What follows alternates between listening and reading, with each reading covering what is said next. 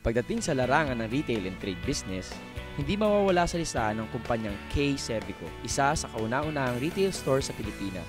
K-Servico Trade Incorporated is a 100% Filipino-owned company, founded by our founder, Mr. Jesus B. Del Rosario. And right now, his son, Jaime C. Del Rosario, is our chairman.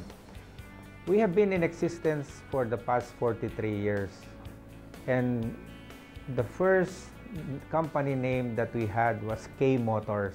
Layunin ng kumpanya na maabot at matugunan ang mga pangangailangan ng ating mga kababayan, lalo na ang mga probinsya sa norte.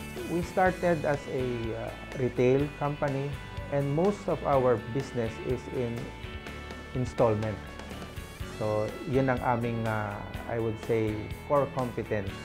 Sa loob ng mahigit 4 na dekada, patuloy pa rin ang K-Servico sa pagbibigay ng presyong kaibigan sa bawat pamilyang Pilipino.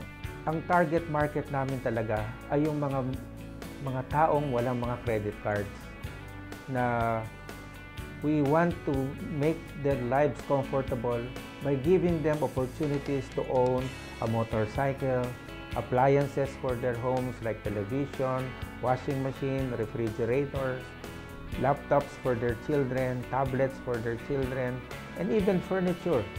Hindi lang doon natatapos ang serbisyong kaibigan ng K-Servico, kundi pati na rin sa pagbabalik sa pamayanan ng biyayang kanilang tinatamasa, lalo na sa oras ng pangangailangan. I would say na pwede namin ipagmalaki as a company is our corporate social responsibility. We help them through our scholarship programs. Meron kaming mga feeding programs, meron kaming mga relief operations every time there's a typhoon. We do it in advance and intentionally. We want to make the community feel na pagka oras ng pangangailangan, K-Servico will be the first to give them assistance. Kumpanyang Pinoy para sa Pinoy. K-Servico, totoong pride ng Pinas.